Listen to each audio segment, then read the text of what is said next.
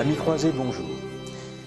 Je vous ai parlé de l'intelligence de la Genèse, de l'intelligence du judaïsme, mais évidemment, le titre de ce livre, c'est l'intelligence du christianisme, et je vais évidemment y venir.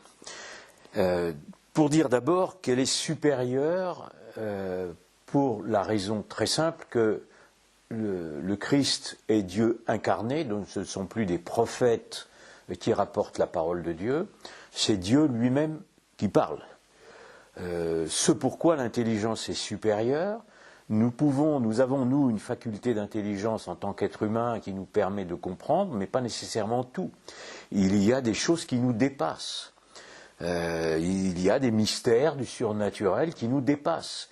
C'est une prétention, qui sera celle de l'humanisme évidemment, de croire qu'on est Dieu à la place de Dieu, ce qui est aussi l'homo deus actuel et une sorte de renouvellement permanent du péché originel auquel nous assistons dans la société dégénérée d'aujourd'hui. Le phénomène le plus important, c'est l'incarnation. Bon, aujourd'hui, je ne vais pas, je le fais dans le livre, j'explique ce qu'est l'incarnation, aussi qu'elle est indispensable au concept de la Trinité, car pour qu'il y ait un Dieu trinitaire, il faut le Père, il faut le Saint-Esprit, ça on les connaît déjà, et il faut évidemment le Fils, parce que sinon il n'y a pas de Trinité, et il faut évidemment qu'il soit consubstantiel.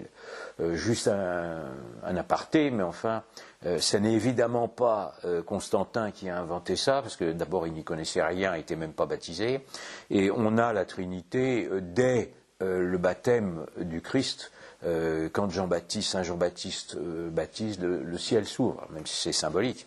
Mais Dieu apparaît, la colombe est là, et Dieu dit celui-ci est mon fils, donc la Trinité elle est là. Vous savez qu'ensuite les théologiens et tous les conciles de l'Église vont approfondir les concepts, mais tout est évidemment dans les évangiles. Donc j'explique là-dedans.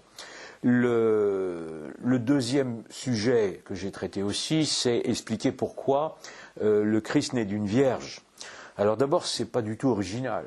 Dans les traditions cosmiques, dans les religions païennes, il y a des quantités de dieux qui naissaient d'une vierge. On se moque du christianisme, mais c'est un classique. Et puis ça honore le féminin. La Vierge Marie, la différence par rapport aux déesses qui accouchaient d'un dieu, c'est que la Vierge Marie, c'est une vraie femme. C'est une femme réelle. Donc elle a l'honneur, le féminin, le christianisme valorise le féminin, parce qu'il a le féminin, la femme, la nouvelle Ève, a l'honneur de mettre au monde le Fils de Dieu. Et si je peux me permettre de dire cela comme ça, en fait, le Christ va évidemment s'appeler le Fils de l'homme en référence aux prophéties, mais le Fils de l'homme, il l'est par la femme. Donc c'est un honneur qui est accordé à la femme et qui évidemment rachète la faute du péché originel. Encore, ce que je traite là-dedans, c'est pas encore ce dont je vais vous parler, mais ça va venir, c'est évidemment dire que Jésus a vécu. Là, il y a des gens qui tout d'un coup imaginent qu'il n'a pas vécu. Alors il y a évidemment, je les cite, des historiens païens, il y a les évangiles. Bon, c'est pareil, authenticité des évangiles. Depuis 200 ans, les pseudo-scientifiques ont voulu nous dire que les évangiles n'existaient pas, mais aujourd'hui, tous les historiens sérieux disent oui, ils existent, ils sont authentiques à 90%, il y a toujours eu des problèmes de traduction évidemment, et je rappelle toujours qu'on n'a aucun texte de l'Antiquité dans sa version originale. Par exemple, les textes de Jules César, qui sont contemporains, les premiers que l'on ait, ils sont du XIe siècle après Jésus-Christ, et d'ailleurs ils ont été transmis dans des monastères, car sans les monastères, il n'y aurait plus de culture païenne. Fin de l'aparté. Sur l'authenticité des évangiles, donc je fais un résumé évidemment de ce qu'on peut en comprendre, mais je recommande de lire une revue des dominicains d'Abrier qui s'appelle Le sel de la terre, et qui ont fait vraiment des recensions très approfondies, des preuves, des témoins des premiers siècles. Voilà, au lieu des faux historiens à la mode, allez voir cette revue dominicaine. Ce dont je veux vous parler aujourd'hui, donc le thème de la conférence, c'est la lecture sacrificielle de la Passion. L'année dernière, c'était le centenaire de la naissance de René Girard, que j'ai lu il y a une quarantaine d'années, et qui a eu l'immense mérite de faire prendre conscience de l'importance du sacrifice humain dans l'Antiquité païenne. Et évidemment, l'un des grands apports du christianisme, en dehors de la liberté, de la raison et autres que j'aborderai, c'est de mettre fin au sacrifice humain. Le Fils de Dieu nous fait l'honneur de venir se sacrifier lui-même, Dieu sacrifie lui-même sous l'hypostase, qu'on appelle l'hypostase du Fils, pour racheter l'humanité, pour racheter le péché originel. C'est évidemment une immense preuve d'amour, et c'est un bouleversement de la société. À partir du moment où le Christ se sera sacrifié, on va passer non plus de la condamnation, on va passer à la condamnation des coupables, et non plus des innocents. Vous savez que dans les sociétés archaïques, c'était des innocents qui étaient sacrifiés. Et quand je dis innocents, c'était très souvent des innocenteux, puisque c'était des jeunes filles que l'on tuait, n'est-ce pas, pour féconder la terre-mère, culte qui revient avec l'écologie. Ce que je raconte, c'est de l'histoire ancienne, mais enfin, il y a toujours évidemment malheureusement des résurgences des folies anciennes par les fous actuels gauchistes. Le problème de René Girard, c'est qu'il n'a pas eu une lecture sacrificielle de la Passion. Alors, je vais un petit peu nuancer parce que dans ses premiers livres, qui étaient absolument extraordinaires, dont Les choses cachées depuis la fondation du monde, qui était donc repris une parole, le Christ dit qu'il vient révéler les choses cachées depuis la fondation du monde, c'est la parole qui reprend le livre de René Girard, ce qui d'ailleurs a une incidence évidemment aussi. J'insiste toujours sur la franc-maçonnerie et l'ésotérisme, puisqu'à partir du moment où les choses cachées sont révélées, il n'y a plus d'ésotérisme, il n'y a pas d'ésotérisme chrétien. Mais René Girard n'a pas fait une lecture sacrificielle de la Passion, parce que la Passion, pour lui, ne respectait pas les modes sacrificiels de l'Antiquité. Et finalement, après des discussions, il a beaucoup écrit une correspondance avec un prêtre allemand. Il est revenu, dans la fin de sa vie, dans un livre que je vous recommande de lire, qui s'appelle, aussi tiré d'une parole de l'Évangile, qui s'appelle « Je vois Satan tomber comme l'éclair ». Il est revenu sur sa première analyse. Vous savez que Girard était un anthropologue, donc il s'est converti par l'anthropologie. Ce qui a très d'importance, évidemment, dans notre société d'aujourd'hui pseudo-scientifique et très antichrétienne, c'est d'amener les nouvelles générations à la conversion par l'intelligence, c'est par la philosophie, le but de l'intelligence, le christianisme, le christianisme est la plus intelligente de toutes les traditions, mais aussi par la science. En tant qu'anthropologue, René Girard est venu à considérer l'écriture biblique comme un immense progrès rationnel. Donc ça, c'est une bonne démarche. Mais ce n'est pas un théologien. La grande différence du sacrifice chrétien avec les autres, c'est que ça n'est plus le lien social n'est plus créé par le sang versé, le sang humain versé, mais par l'esprit. C'est le Saint-Esprit qui nous unit, c'est le baptême qui sera d'eau et d'esprit, et donc le lien social n'est plus créé par le versement du sang humain. Alors, il est vrai que cette analyse l'analyse sacrificielle n'est pas dans les évangiles, mais il est dans saint Paul. Donc, si vous voulez, les évangiles ne sont que des témoignages. Les évangélistes ou ceux qui ont parlé aux évangélistes, les évangélistes racontent ce qui s'est passé, mais ils n'ont pas cette analyse théologique. Mais saint Paul va l'avoir. Il y a une lecture sacrificielle qui est dans saint Paul, et notamment dans l'Épître aux Hébreux. Alors, ça n'est pas en contradiction, c'est juste une explication. Alors, dans l'Épître aux Hébreux, saint Paul propose une interprétation. Je lis un passage, sacrificiel de la Passion qui fait référence à l'ancienne alliance, mais qui l'a parfait pour fonder la nouvelle alliance. Et finalement, Girard va le reconnaître, et il écrira, l'auteur de l'Épître aux Hébreux interprète la mort du Christ à partir des sacrifices de l'ancienne loi. La nouvelle alliance, comme l'ancienne, est inaugurée dans le sang, mais ça n'est pas le même sang. Ça n'est plus le sang du bélier qui est renouvelé par le sacrifice d'animaux comme dans les rituels juifs, c'est le sang du Christ. Les sacrifices juifs étaient donc insuffisants pour accomplir la loi. Et saint Paul dit que le Christ, et je cite saint Paul, s'est manifesté pour abolir le péché par son sacrifice. Donc c'est une lecture sacrificielle. Sa passion est donc un sacrifice, même si elle entraîne la fin du sacré au sens de sacrifice, comme l'entendent les anthropologues. Le sacrifice du Fils entraîne l'abolition du sacré que j'écris avec une minuscule et inaugure le sacré que j'écris avec une majuscule pour le chrétien. Et c'est une sortie par le haut qui a évidemment des conséquences très terre à terre. Parce que ce n'est plus simplement le sacrifice cosmique qui est aboli, c'est le sacrifice des humains. C'est un des immenses apports du christianisme à la société. Cette lecture sacrificielle, elle peut aussi s'appuyer sur un autre évangile, qui est ce que rapporte saint Jean. Lorsque le grand prêtre Caïphe dit aux autres chefs religieux, donc je vais citer saint Jean, il dit « Il est de votre intérêt qu'un seul homme meure pour que le peuple et que la nation ne périssent pas tout entière. » Et saint Jean ajoute qu'à leurs yeux, des grands prêtres, Jésus doit mourir non seulement pour la nation, mais aussi pour grouper ensemble, les enfants de Dieu dispersés. Ça, c'est extrêmement important. Donc, c'est dans saint Jean.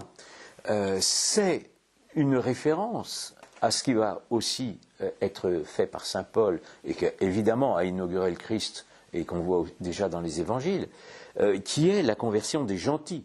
Le peuple de Dieu ne sera plus uniquement le peuple juif, le peuple de Dieu, ce sera l'humanité entière, évidemment, à condition qu'elle reçoive le baptême. Je ne vais pas entrer dans le salut universel moderniste, ça n'est pas mon idée. L'importance de ce sacrifice, c'est suprême, c'est le sacrifice, ils font de la nouvelle alliance. Et d'ailleurs, il y aura une hostilité des rabbins quand c'est pas Jésus, mais ça importe, il le dira aussi, mais quand il sera fait référence, c'est Saint-Étienne, je crois, je ne sais plus, pardon, à Melchisédek, c'est-à-dire qu'il s'inscrit dans l'ordre de Melchisédek, ce qui évidemment progressera une hostilité. Ce qu'il y a de très nouveau, c'est que les choses cachées sont révélées, donc c'est la fin de ce que Girard impliquait dans le mécanisme sacrificiel ce qu'on appelle la méconnaissance.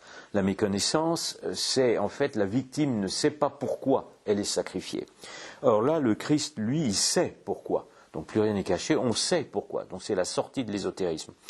Et le deuxième chose importante, c'est que le Christ dit que son royaume, n'est-ce pas, n'est pas de ce monde, et que le royaume des cieux implique le royaume de Dieu, n'est-ce pas? Ça n'est plus de sacrifier son prochain, mais c'est de l'aimer.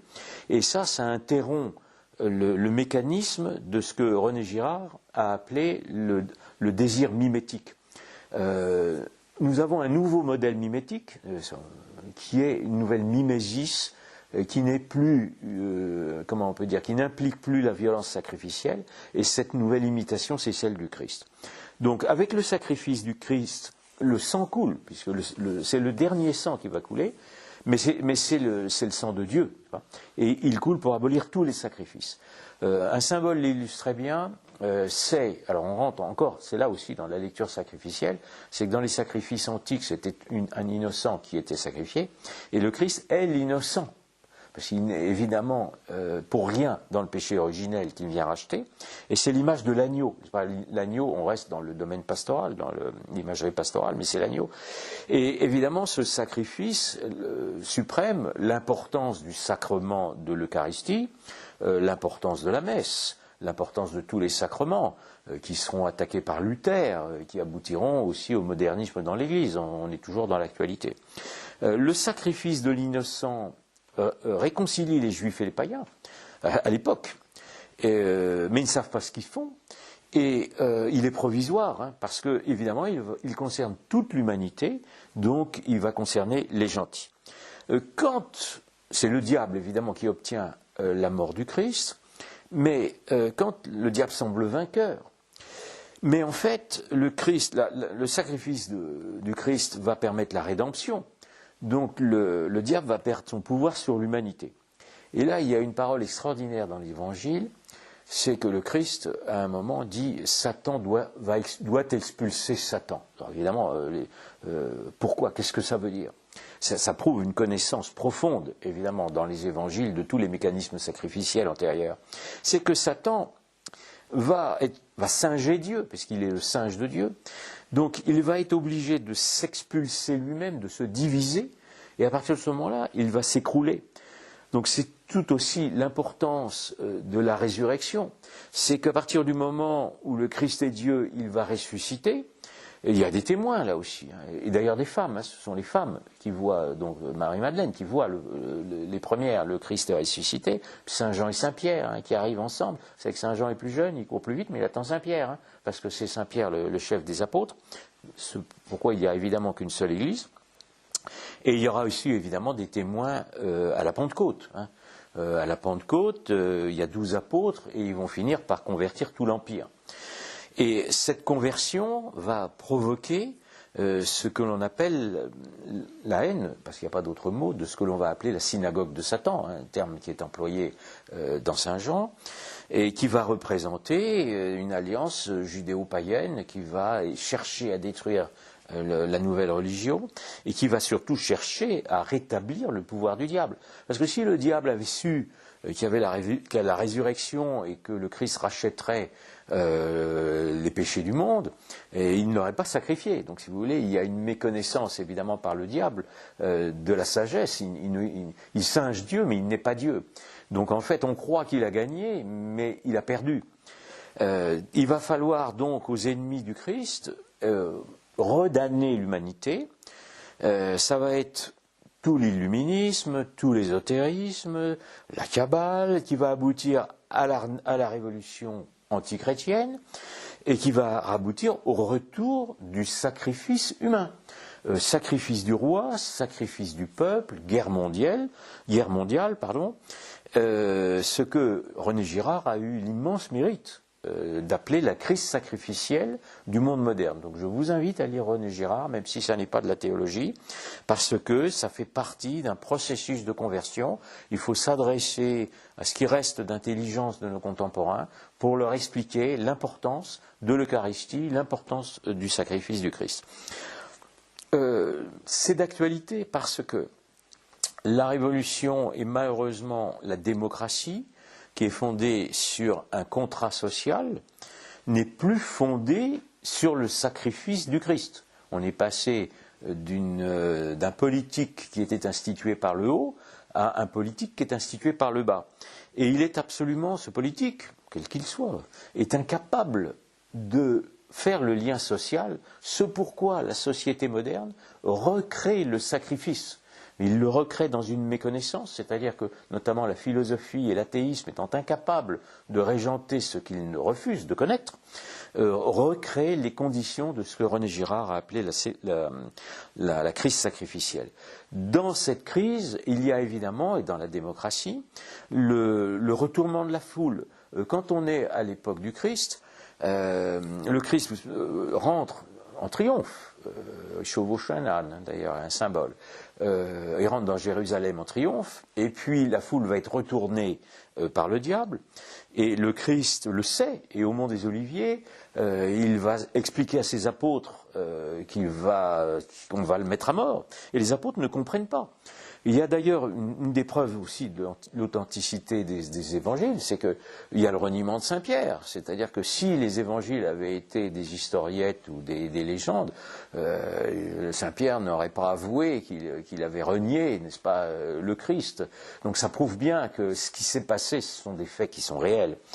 Les Lumières vont présenter le christianisme, le catholicisme particulièrement, pour être plus précis, comme un bouc émissaire. Ça va être un bouc émissaire qui va permettre la révolution, qui va mettre fin à la tradition de l'Occident chrétien qui était le catholicisme, ce qui est reconnu même par des grands initiés non chrétiens.